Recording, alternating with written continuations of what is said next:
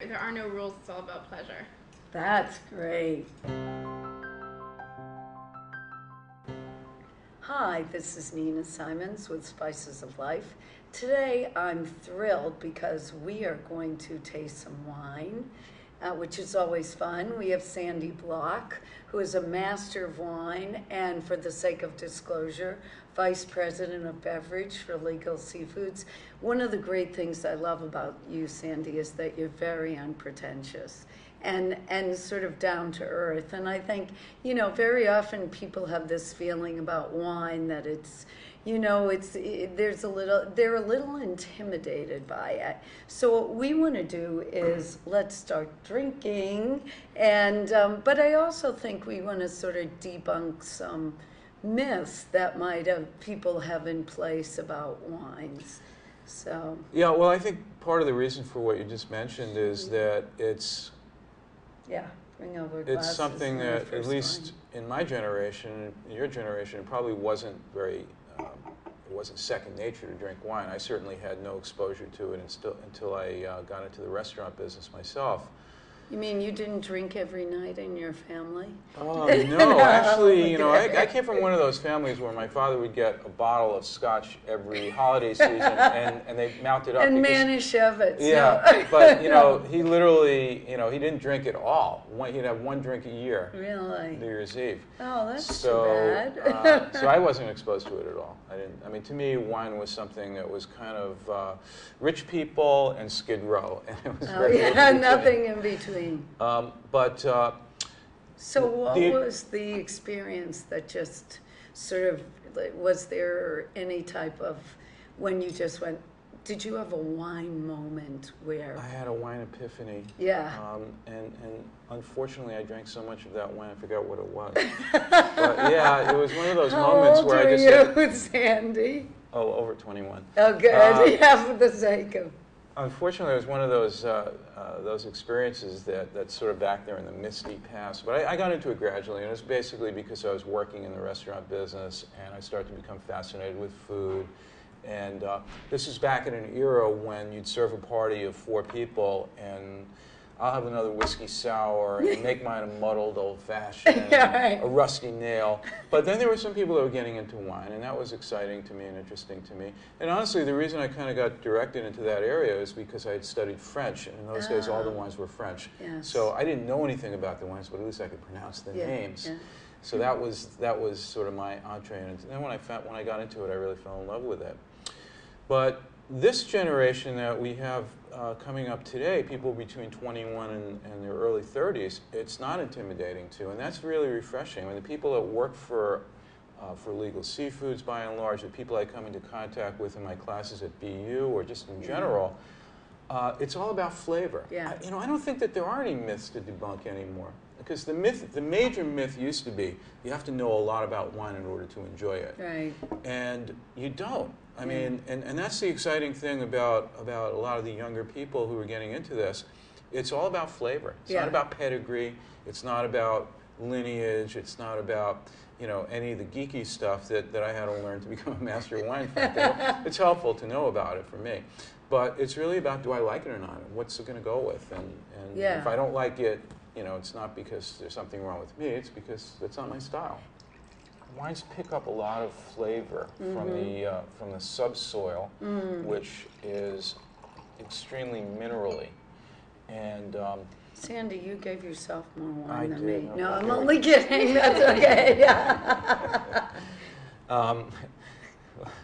You found me out. That's my technique. I guess what I like about this wine is its refreshment value, but also it has a little bit of subtlety and earthiness to it. It's got a lovely.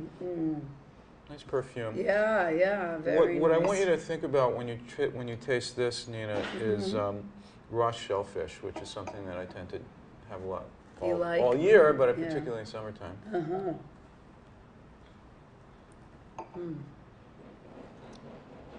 That's very nice. Yeah, it's a little sweet, a tiny bit fruity, but it leaves a dry, crisp flavor in the mouth. Exactly. Yeah, and it has a long finish. What I like about it is that if you're savoring a wine, and you're having it with food, and wine with a long finish, a long aftertaste, there's a real opportunity there for the flavors to marry. So the little slightly briny character that you get out of shellfish, to me there's a strong lemony component to this wine, lemony nice. and a little bit mineral. And that just seems to work really well for me with the salty flavors. This is a really obscure grape variety. This is called Valdiguier. And it's a grape variety that originates in southern France. It was for many years called incorrectly Napa Gamay. So it made a kind of a Beaujolais-like wine in California. And recently, they're no longer allowed to call it Napa Gamay, so this wine is called Valdiguier. This is produced by the J. Lohr Wine Company, which is based on the Central Coast. And this is what they call their wildflower. We serve this, we call it a summertime red. It's meaning it's something that you can serve with a little bit of a chill. And we're in the cellar here, so it's a little colder anyway. This is actually right about the temperature I like to drink this. It's not going to be much different than the rosé in terms of temperature. But it has a real nice, light berry-like aroma. About 15% of the wine that goes into this is made in the way that Beaujolais Nouveau is made. The rest is made normally. So it has a little bit of that perfume, that strawberry, maybe slightly melon-like aroma. And, it's what I would call a quaffing wine. You know, in other words, meaning let's just drink it. You know, we don't have to analyze it too much, and you know, just direct. So just enjoy. Yeah.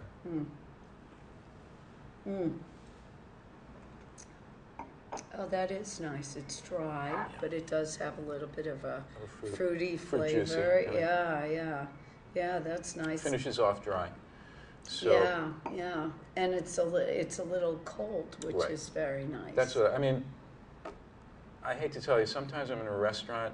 I had this one experience in Florida a number of years ago, about 10 or 12 years ago, a really top quality restaurant in South Florida. And the waiter brought the wine that I'd ordered over. It was a Pinot Noir that I really, really like. And I tasted it, and which is an anxiety experience anyway in a restaurant. You come over and you taste the wine, and you have to make a snap decision. And I was like, okay, that's good. It didn't really taste that good to me after I tasted it a second and third time. And I realized it was hot. Oh.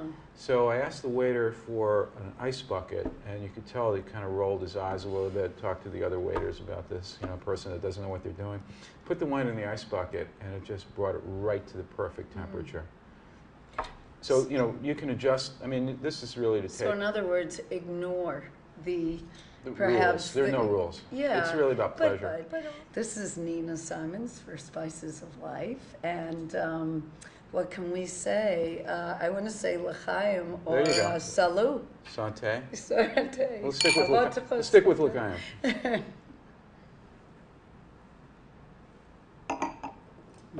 Very good. Very good. That's really good. Excellent. Really good.